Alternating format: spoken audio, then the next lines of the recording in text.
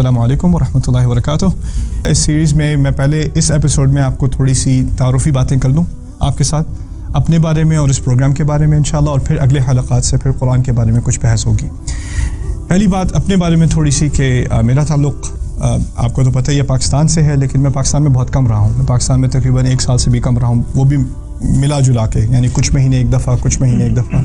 زیادہ تر یعنی اکثر وقت جو میں نے پاکستان میں گزارا ہے، میں نے ایک وقت میں 9 مہینے گزارے ہیں، وہ بھی 8ویں جماعت کے 9 مہینے تھے، اور اس کے بعد پھر ہم یہاں پہ آ گئے تھے۔ میرا کچھ وقت سعودی میں گزرا، اس سے پہلے جرمنی میں، اور یہاں میں 14 سال کی عمر سے ہوں امریکہ میں۔ اچھا، شروع کی تعلیم میری کیونکہ اردو میڈیم میں تھی، اس لیے میں اردو پڑھ بھی لیتا ہوں، لکھ بھی لیتا ہوں، بول بھی لیتا ہوں الحمدللہ، لیکن اس وقت سے چھوٹی نہیں ہے۔ اردو کے ساتھ رابطہ میرا بالکل منقطع نہیں ہوا، مسلسل رہا ہے۔ لانگ سٹوری شارٹ، میں جب ہائی اسکول میں تھا یہاں پر، تو کیونکہ ہماری دینی تعلیم جو آفیشیل پاکستان کی دینی تعلیم ہوتی ہے، اس میں دینیات تو ہیں لیکن دینیات پہ کوئی خاص زور نہیں دیا جاتا۔ یعنی آپ کچھ صورتیں آپ پڑھتے ہیں، کچھ صورتوں کی تشریح پڑھتے ہیں، وہ 30 میں سے 12 کی ہوتی ہیں چھوٹی صورتیں، وہ کچھ یاد کرتے ہیں، ان کی تشریح پڑھتے ہیں، سیرت میں سے کچھ واقعات پڑھتے ہیں، اس کے علاوہ کچھ زیادہ بحث نہیں ہوتی دین کے اوپر۔ اور اگر آپ کا کوئی دین کا کانسیپٹ بھی ہے قرآن کے بارے میں، جو آپ کی معلومات ہیں وہ صرف تقریباً اسی تعلیم سے ہیں، یا 1-2 چیزیں جو آپ نے کبھی خطبے میں کہیں سن لی ہوں، وہ آپ کو پتہ ہے، اس سے مزید عام مسلمان کو قرآن کے بارے میں کوئی زیادہ علم نہیں ہے۔ مجھے بھی نہیں تھا، میری فیملی کو بھی نہیں تھا۔ تو جب یہاں پر آئے تو میں ہائی اسکول میں تھا، اور تقریباً یہی کہہ لیں کہ پہلے 2 سال کے اندر میرا دین سے بالکل واسطہ ختم ہو گیا، یعنی یہاں تک کہ جمعے کی نماز بھی میں نہیں پڑھتا تھا۔ ایک وجہ تو یہ تھی کہ اسکول فرائیڈے کو یہاں پہ ہوتا ہے، آف نہیں ہوتا۔ دوسرا یہ تھا کہ دل بھی نہیں چاہتا تھا جانے کو، کیا فائدہ جانے کا، سارے میرے دوست نان مسلمس تھے، تو میرا تمام ماحول جو ہے وہ دین سے بالکل کٹ ہو چکا تھا ایک طرح سے، اور میں بالکل امرس ہو گیا تھا۔ اردو بھی بولنی میں نے چھوڑ دی تھی، انگلش میں ہی بات کرتا تھا، انگلش میں ابو امی بھی اردو میں بولتے ہیں تو میں انگلش میں جواب دیتا تھا۔ ایک طرح سے ایک شرم آتی ہے اردو بولنے میں جب یہاں آ جاؤ، you have to blend with everybody else، سب کے ساتھ مکس ہونا پڑتا ہے، رائٹ؟ تو I was completely immersed۔ اچھا، پھر ابو کی ٹرانسفر ہو گئی، ابو فارن سروسز میں تھے تو ان کی ٹرانسفر ہو گئی واپس پاکستان، لیکن میں یہاں اپنی پڑھائی کے لیے واپس رہ گیا، کنٹینیو کی اپنی ایجوکیشن یہاں پر۔ تو اب میں اکیلا تھا، تو پہلی جو ایک چیز تھی وہ انسان کو تھوڑا انسان رکھتی ہے، وہ والدین ہوتے ہیں، اب وہ بھی نہیں تھے، میں اکیلا تھا نیو یارک میں۔ تو یو کین امیجن، جو کرنا ہے کرو، جیسے کرنا ہے کرو، نماز کا کوئی اہتمام نہیں، دین کا کوئی اہتمام نہیں، دوست زیادہ تر میرے غیر مسلم دوست تھے، لیکن اللہ تعالیٰ کا بڑا شکر ہے، بڑا احسان ہے کہ کالج کے دنوں میں ایک دوست سے ملاقات ہوئی جو مجھے گھر رائڈ دیا کرتا تھا۔ یعنی میں عام طور پہ میں ٹرین لے کے، سب وے لے کے گھر جاتا ہوں، 1.5 گھنٹہ لگتا تھا مجھے گھر پہنچنے میں۔ اس کے پاس گاڑی تھی، اور شاید میں نے دوستی بھی اس سے اسی لیے کی تھی کہ اس کے پاس گاڑی تھی۔ تو وہ گاڑی میں مجھے چھوڑا کرتا تھا گھر۔ تو ایک دفعہ وہ گھر، ہم رستے میں جا رہے تھے تو ٹریفک زیادہ تھی، تو اس نے مجھ سے کہا، یار اگر تم برا نہ مانو تو میں ذرا روک کے نماز پڑھ لوں۔ مجھے پہلے کبھی ایسا نہیں ہوا کہ نماز کے دوران ڈرائیو کر رہے ہوں، تو کبھی مجھے احساس نہیں ہوا کہ یہ نمازی ہے۔ تو اس نے مجھ سے کہا، برا نہ مانو تو میں ذرا پل اوور کر کے نماز کر لوں۔ اس وقت آپ اندازہ کریں، مجھے تقریباً 2 سال تو ہو گئے ہوں گے میں نے نماز نام کی کوئی چیز نہ سنی، نہ پڑھی، نہ عید کی نماز، نہ جمعے کی نماز، کچھ بھی نہیں۔ میں نے کہا پڑھ لو، جو کرنا ہے وہ کرو، تم کرو۔ تو وہ کسی مسجد میں گھما کے گیا کوئنس کے اندر، گاڑی باہر پارک کی، اندر چلا گیا۔ اب مجھے برا لگا کہ یار میں باہر بیٹھا ہوں، وہ اندر جا کے نماز پڑھ رہا ہے، میں بھی اندر چلا گیا۔ اب مجھے یہ بھی نہیں یاد کہ وضو کیسے کرتے ہیں، تو میں نے وضو کے بغیر نماز پڑھی، ایسے ہی اس کے ساتھ ہی کھڑے ہو کے اس کو فالو کر کے نماز پڑھی۔ واپس آئے تو ایک دل میں احساس ہوا کہ یار یہ کیوں چھوڑ دی میں نے نماز۔ پھر میں نے نماز سیکھنی شروع کی دوبارہ چھوٹی صورتیں یاد کی، وہ بھی یاد نہیں تھی، دوبارہ یاد کی، پھر دوبارہ نماز پڑھنی شروع کی، اور پھر ایک دفعہ جب نماز کا چسکا پڑا تو 5 وقت کی نماز پڑھنی ہے۔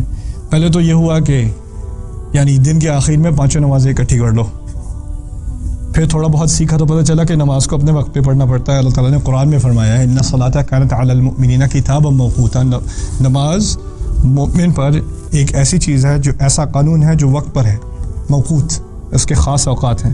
تو ٹھیک ہے، اب وقت پہ نماز پڑھنی شروع کیا۔ وقت پہ کبھی کالج کلاس چل رہی ہے تو بیچ میں سے چھوڑ کے ہال وے میں کبھی کلاس ہو رہی ہے، کبھی کہیں سب وے میں ہے تو سب وے اسٹیشن پہ سائڈ پہ ہو کے نماز ہو رہی ہے۔ تو نماز جب تھوڑی پڑھنی شروع کی تو احساس ہوا کہ کچھ پتہ نہیں پڑھ کیا رہا ہوں، مجھے سمجھ نہیں آتی پڑھ کیا رہا ہوں۔ تو کسی نے تحفے میں مجھے انگلش ٹرانسلیشن دی قرآن کی، یوسف علی کی ٹرانسلیشن، مجھے ابھی تک یاد ہے، رحمہ اللہ، ان کی ٹرانسلیشن تھی اردو کی اور انگلش کی، اور ان کی انگلش اگر آپ نے پڑھی ہو تو اٹس فیلز لائک شیکسپیئر، بہت مشکل انگریزی ہے۔ تو وہ میں صبح میں پڑھنے کی کوشش کرتا تھا لیکن سمجھ نہیں آتی تھی کیا کہہ رہے ہیں. پھر میں نے اردو ترجمہ پڑھنے کی کوشش کی.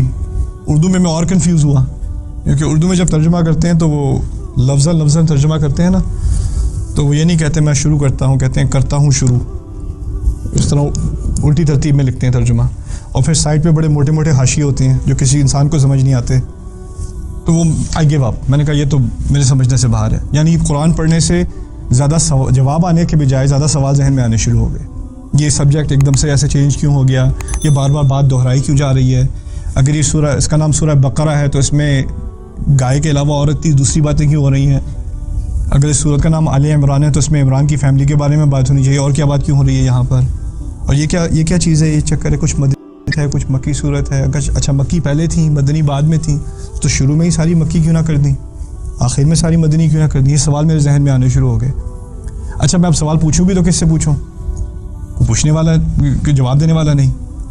اچھا اب آگے تھوڑی اور کہانی چلی. ایک موقع ملا مجھے, ڈاکٹر عبدالسمیع آئے ہوئے تھے پاکستان سے. وہ میرا خیال ہے فیصل آباد میں ہوتے ہیں اب. روز رات کو 20 تراویح, اور ہر 4 رکعت کے بعد جو 4 رکعت میں پڑھا گیا اس کا ترجمہ اور تفسیر, اور ہلکی سی تفسیر, یعنی ترجمہ ہی کہہ لیں لیکن مسلسل ترجمہ. کوئی مشکل بات ہو تو اس کو تھوڑا سا ایکسپلین کر دیا لیکن چلتے رہے روانی کے ساتھ.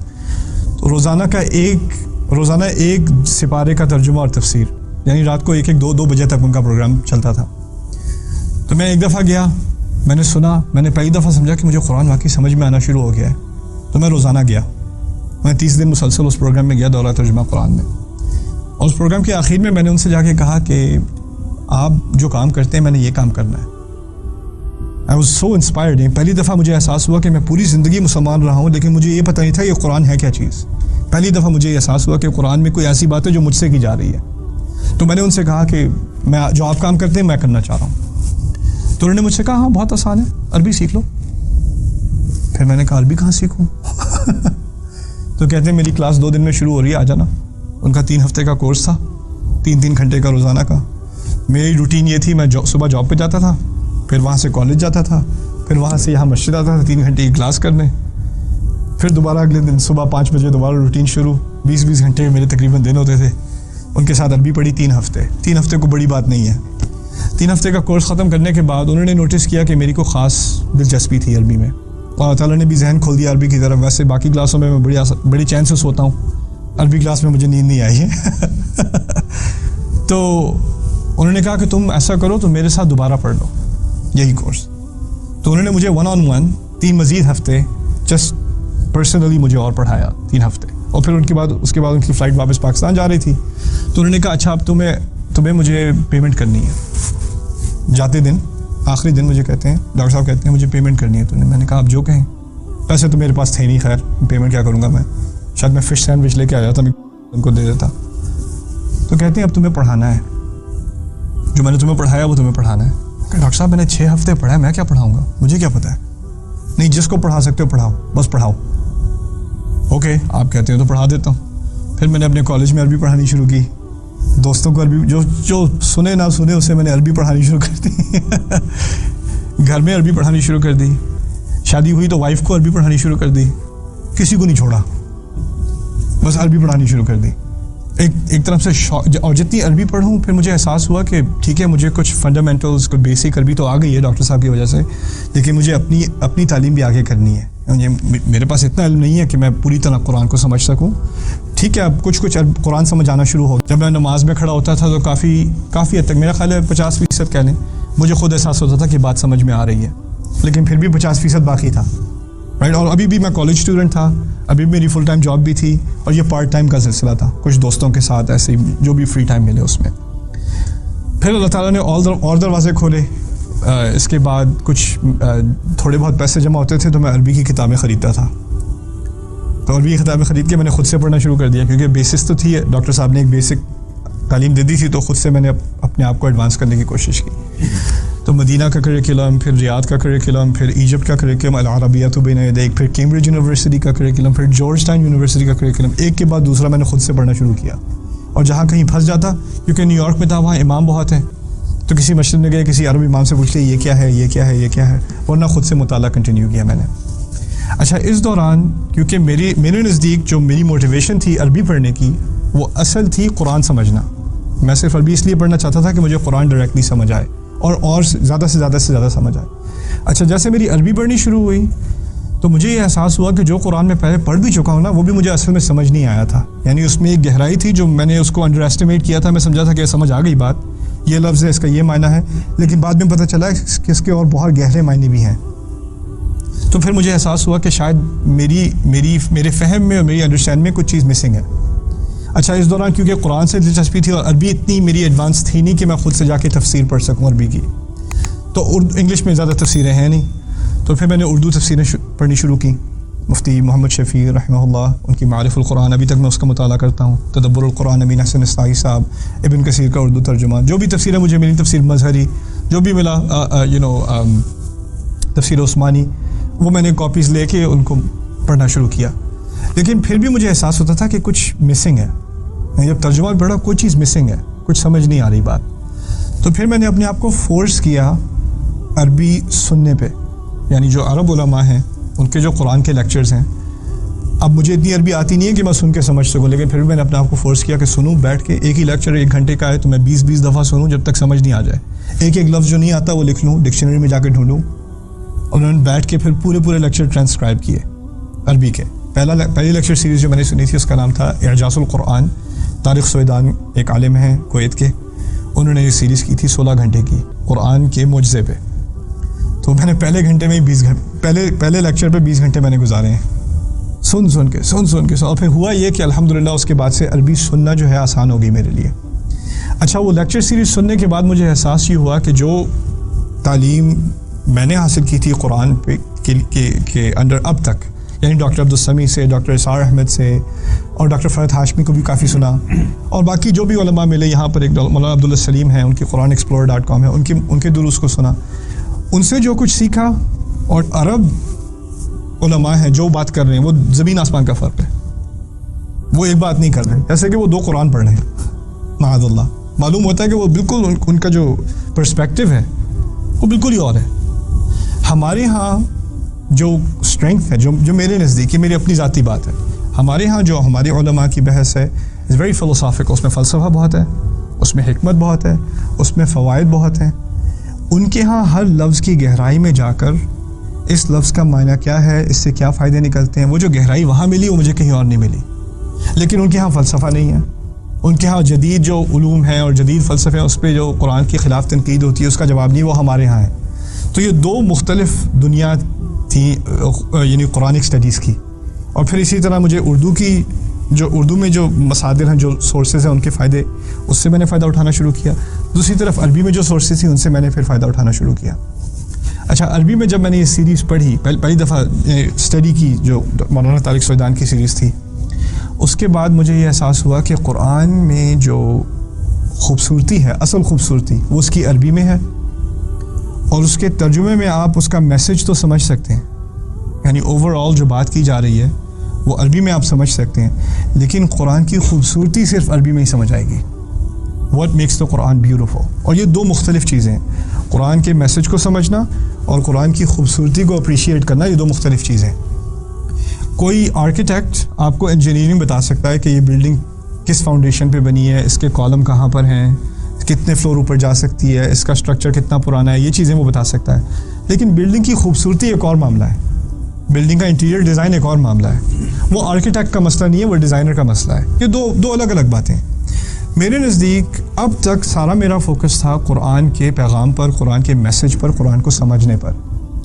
لیکن مجھے کبھی اس بات کا احساس بھی نہیں ہوا کہ قرآن ایک خوبصورت چیز ہے.